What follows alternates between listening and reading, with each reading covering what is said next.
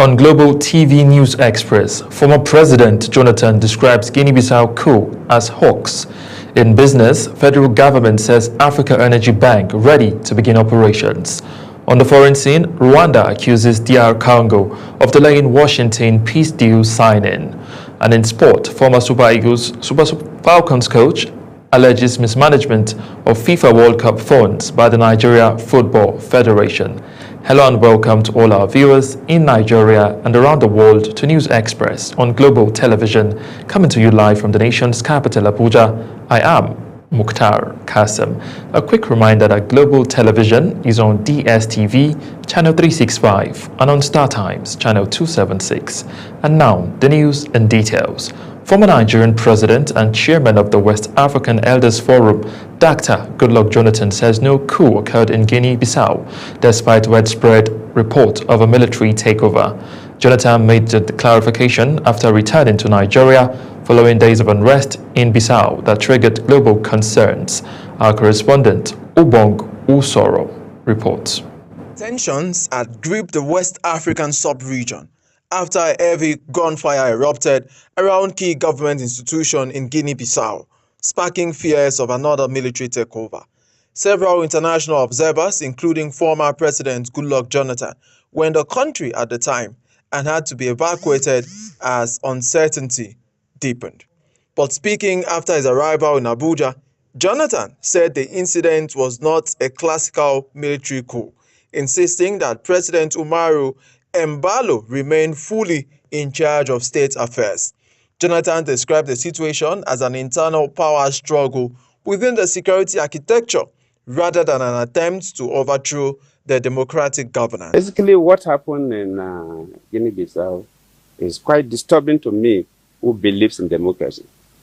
In fact, I feel more pained than the day I called Buhari to congratulate him when I lost the election as a sitting president. Because I've been quite particular about Guinea-Bissau. As a sitting president, then Guinea-Bissau was in crisis. Jonathan explained that the circumstances surrounding the events in Bissau were strange and unlike any coup he had observed in the past. He also urged ECOWAS and the African Union to continue to monitor developments closely to prevent instability from spreading across the region. And what is happening is like we are going back to those dark days of Guinea-Bissau, where the military can do whatever they think they can do. It's totally not acceptable. Jonathan reaffirmed the commitment of regional leaders to protecting democracy, strengthening electoral systems, and preventing the resurgence of military rule in West Africa. Ubong Usoro for Global Television. Tensions at gripped. Now, in a display of honor, tradition, and military pride, the Nigerian Army has formally rolled out 8 retired generals celebrating decades of leadership and service that helped shape the nation's engineering corps. Global Television correspondent Felicity Ndere reports from Makurdi. At the headquarters of the Nigeria Army School of Military Engineering in Makurdi, a rare and symbolic ceremony unfolded, the rolling out of senior officers who have completed long, distinguished military careers. For the Army Corps of Engineers, it is more than a farewell.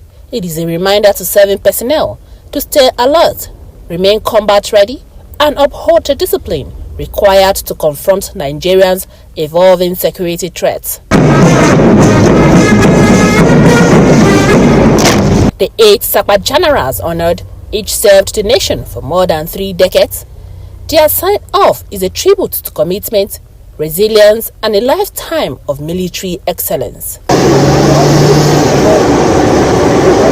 The revealing officer, Major General Philip Oromosele, speaking on behalf of the retirees, reflected on the training and discipline they received at the Nigerian Army School of Military Engineering, noting that these values shaped their careers and sustained their dedication to duty. We feel highly fulfilled, grateful to God and grateful to the Service Chief, Chief of Defense Staff, and the President for the opportunity to serve Nigerian Army in this capacity. So we urge our colleagues remaining in service to remain loyal to the constitutional authority, dedicated, committed towards addressing the myriad of security challenges that confront the nation today.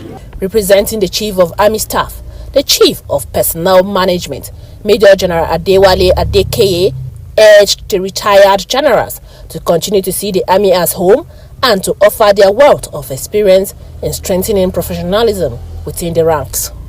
I am here to particularly congratulate the 8 retiring SAP officers for a meritorious service and to wish them the very best in the next phase of their life. The ceremony reached its emotional peak with a symbolic rolling out, a tradition marking the end of an era and celebrating the legacy of officers whose service has left an imprint on the Nigeria Army Corps of Engineers.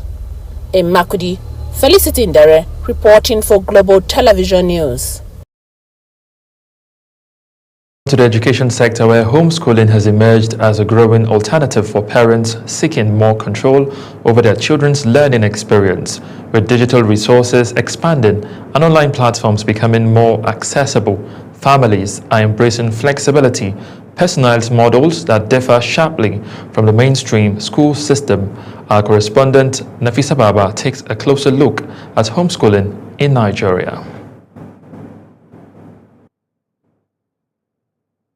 In recent years, homeschooling has become an increasingly popular option for families seeking an alternative to traditional public or private schools. With the rise of digital learning platforms, online resources, and changing attitude towards education, more and more parents are taking control of their children's learning. In this special report, we will explore the world of homeschooling, its benefits and challenges, and what it means for the future of education. Because of the current situation of Nigeria now, insecurity and all that, I would say every parent should have a teacher for their child. Homeschooling offers several benefits, including personalized learning and attention, flexibility in scheduling and pacing, ability to tailor education to individual learning styles, reduce peer pressure and social conflict, increase family time and bonding. For a country where their infrastructure is highly developed, where you will not have issues when it comes to network issues, there is nothing wrong with online. But like in Nigeria, where we're still developing, I think it's better for children to have physical classes rather than online. While home training can be a great option for some families, it also presents several challenges and concerns, including lack of socialization and social skills development, limited access to resources and facilities, potential biases in curriculum and teaching, increased responsibility and burden on parents. If you look at the international community and look at the Nigerian system, the welfare of teachers has never been considered. And this is the motivational variables that every individual needs to look forward to.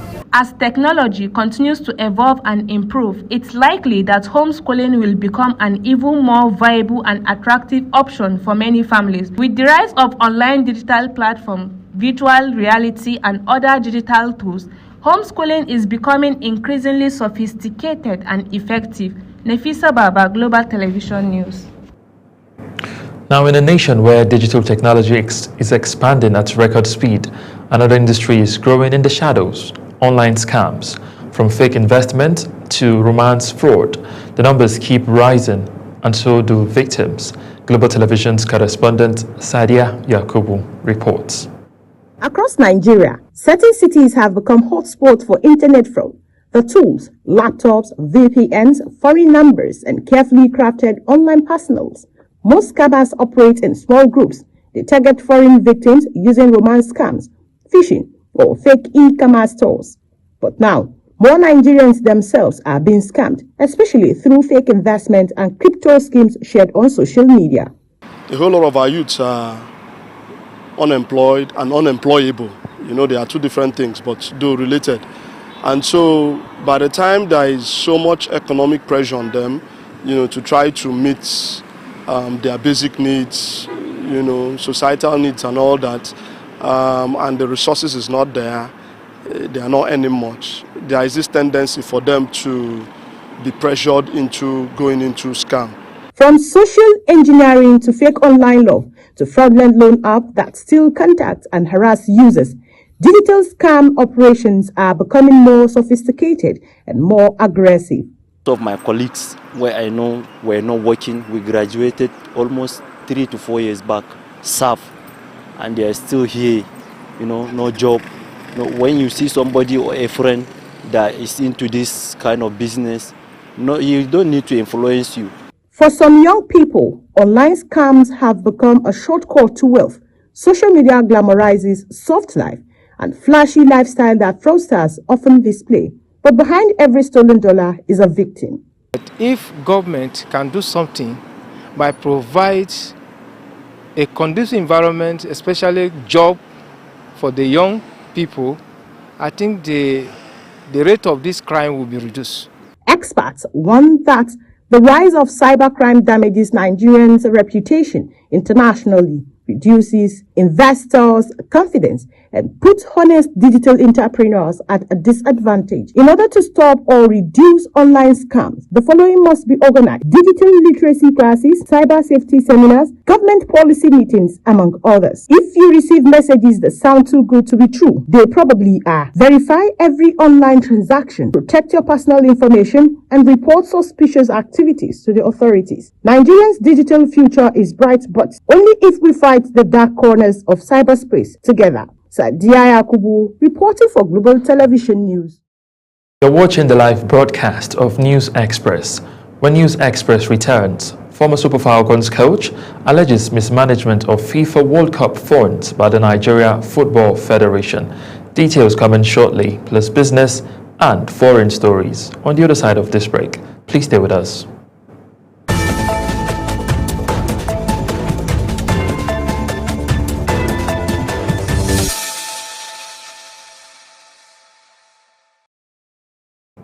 You're welcome back from that break, and now to business news, where Nigeria has taken a major step towards becoming home to one of Africa's most significant financial institutions for the energy sector.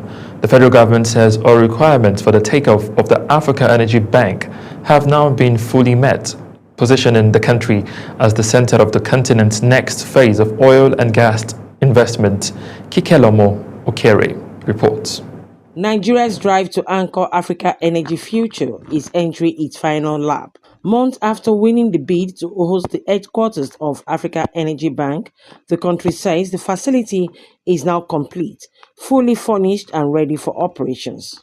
During an inspection in Abuja, the Minister of Petroleum Resources, Enikin Lokobiri, confirmed that Nigeria has delivered on every obligations required of host nations. It says the $5 billion bank was created to close long-standing funding gap in Africa oil and gas sector, gaps that Apple says have left the continent heavily dependent on external financing, restricted technology access, and limited market control.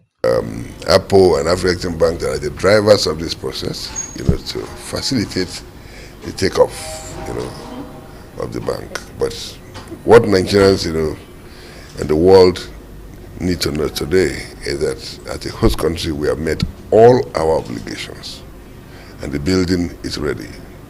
The bank is ready to go. So have you handled? With Nigerian readiness now confirmed, the continent moves closer to a new financial institution designed to reshape how African funds develop and benefit from its energy wealth. Kikelomo Okere, Global Television News. Still talking business, Nigeria's quest to build a stronger homegrown innovation and technology ecosystem received a major boost as the Tertiary Education Trust Fund unveiled breakthroughs development through its flagship research and incubation programs. Jummai Manson reports. At the closing of the demo day held at the Innovate Technology Hub in Abuja, TED Fund Executive Secretary Sonny Echonu reaffirmed the fund's commitment to driving research, innovation, and commercialization across Nigeria tertiary institutions. He explained that the program are structured to move ideas from concept to real-world solutions, targeting key sectors including agriculture, ICT, energy, health, security, and the circular economy. And these programs are designed to equip our lecturers to reignite the creative, the research spirit in them. Echonu highlighted some of the prototypes on display, including a smart power management device, an automated plastic recycling system, and a self-propelled seed planting machine. Innovations, he says, reflect the ingenuity emerging from Nigerian campuses. He also commended the partnership with Innovate Technology Hub and acknowledged the Minister of Education, Dr. Maruf Tunji Alausa, for sustaining national support for research-driven development. Speaking on the quality and durability of the inventions, Deputy General Manager of Innovate, Dr. Deji Ige, stressed the importance of sustainability, rigorous testing, and long-term market readiness. With 90-95% local content, unless those things that cannot be seen around here, which I doubt, a good number of them. Similarly, Head of Programs and Ventures at Innovate Hub, Tolulokpe Aino, said TED Fund's investment continues to empower innovations with tools and mentorship needed to scale their solutions. TED Fund has, over the years, continued to show immense support and contribution to developing innovators like yourself. With these emerging prototypes and the renewed push for commercialization, TED Fund says Nigeria is not just preparing for the future, it is building it. This is a simple technology that replaces the manual method. And therefore, we came up with a sustainable, user-friendly machine that is designed to eliminate manual milking drudgery, reduce contamination. Behind me are inventions made by inventors right here in Nigeria. All the products, all materials are gotten right here in Nigeria. Now, TED Fund, in collaboration with Innovate, has brought together a wide array of inventors to showcase made in Nigerian products aimed at driving sustainable development.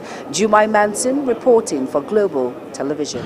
And now, to news making rounds on the foreign scene, where Rwandan President Paul Kagame has accused Congolese authorities of delaying the signing of a peace agreement ratified by both countries' foreign ministers in late June in Washington, aimed at ending the bloody conflict in Eastern Democratic Republic of Congo. The region endured 3 decades of armed conflict, consisting hundreds of thousands of lives. Over to Uyi Agbomofuegbe for the rest of the story. Violence intensified in January this year when the Rwanda-backed M23 armed group captured swathes of territory, including the cities of Goma and Bukavu. In June, the DR Congo reached a peace agreement with Rwanda, brokered by Washington, and the following month signed a declaration of principles with the M23 in Doha for what had been regarded as a permanent ceasefire. However, the conflict has continued, with both sides blaming each other for continued violence. I mean, the amount of hypocrisy and even double standards and real insensitivity of some of these powers that we know who are associated with the cause of these problems or who accompany the crisis in a way they have chosen, and in the end they are the ones making so much noise. The DRC's presidential office has said the peace deal could be signed in Washington on December 4 between Kagame and his Congolese counterpart, Felix Tshisekedi, although nothing has been confirmed. Uyi Agbomofuegbe reporting for Global TV News. Let's move away from Africa to Europe, where Pope Leo XIV has reiterated his call for the world to unite in search for greater unity and harmony. The Pope, who spoke on the plane before landing in Turkey during the first overseas trip of his papacy. Again, Uyi Agbomofuegbe completes the story. Lebanon begins. The trip, which includes a second leg to Lebanon, begins in the Turkish capital, Ankara. Pope Leo began a 4-day visit to Turkey on Thursday, urging the Turkish government to embrace its role as a mediator in a world gripped by conflict after talks with President Recep Tayyip Erdogan. In both Turkey and in Lebanon, we hope to also announce, transmit, proclaim how important peace is throughout the world, and to invite all people to come together, to search for greater unity, greater harmony. Given the first address, President Erdogan insisted Turkey is a country that would not allow a single one of its people to be subjected to discrimination, hailing the Pope's stance on the Palestinian cause and called for justice for the Palestinian people. Uyi Agmofwegbe, reporting for Global TV News. And now to the world of sport, where former Super Falcons coach Randy Waldrum has questioned the Nigeria Football Federation over the alleged failure to properly utilize the $960,000 FIFA disbursed in the 2022 World Cup preparations, accusing the federation of providing inadequate training camps, poor travel logistics, and understaffed technical crew. In a viral video, Waldrum cited poorly arranged international friendlies, including the Japan trip, where key players arrived hours before kickoff, while insisting Nigeria traveled with barely half the technical personnel FIFA permits, despite available support funds. Now, although records show the Super Falcons engaged in multiple pre-World Cup activities in United States, Japan, Mexico, Turkey, and Australia, the Nigeria Football Federation is yet to officially respond to the renewed allegation. Still talking sports, the Nigeria sports sector is set to see another phase of major reforms as the National Sports Commission opens the technical season of the second National Council on Sport in Calabar, a crucial step towards reshaping policy direction under President Bola Tinubu's Renewed Hope agenda. Anita Patrick has the details. Declaring the session open, Director General of the Commission, Bukola Olokpade, described the technical meeting as the heartbeat of sports development in Nigeria, the platform where decisions on infrastructure renewal, athlete development, governance reforms, and private sector participation are designed. He reaffirmed the Commission's commitment to the Renewed Hope agenda for sports framework, which focuses on commercialization, improved athlete welfare, and long-term structural reforms across all tiers of the sports ecosystem. You can imagine my excitement when the technical session agreed that we have a scourge in our sports in HT. And when the debate started, everybody agreed that there must be a draconian approach in the punishment for those coaches, those stakeholders who encourage their wards to lie about their age, to fabricate birth certificates, to change their NIN. I don't believe that's happening, but I've been told in this debate that is happening. And that everybody came together to agree on that, all the director of sports. Even when they were accused that this comes from director of sports, they all agreed that it has to stop.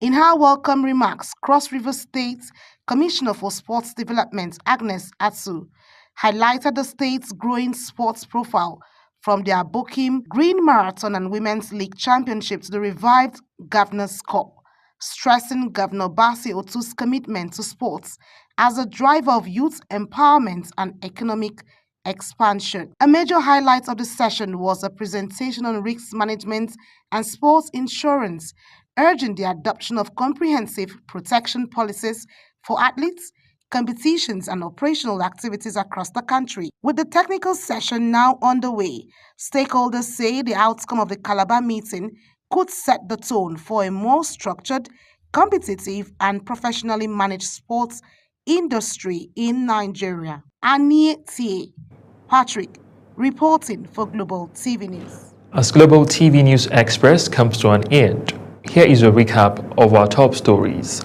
On Global TV News Express, former Nigerian president and chairman of the West African Elders Forum, Dr. Goodluck Jonathan, says no coup occurred in Guinea-Bissau, despite widespread report of a military takeover.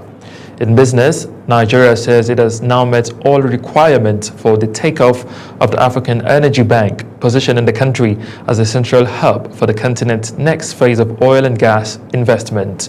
On the foreign scene, Rwandan President Paul Kagame has accused Congolese authorities of delaying the signing of a peace agreement ratified by both countries' foreign ministers in late June in Washington, aimed at ending the bloody conflict in Eastern Democratic Republic of Congo. In sport, former Super Falcons coach Randy Waldrum has questioned the Nigeria Football Federation over the alleged failure to properly utilize the $960,000 FIFA disbursed in the 2022 World Cup preparations. That's it on News Express. A quick reminder that Global Television is on DSTV channel 365 and on Star Times channel 276. Kindly follow us across all social media platforms now showing on your screen using at Global TV NG. I am Mukhtar Kasim. Thank you for watching.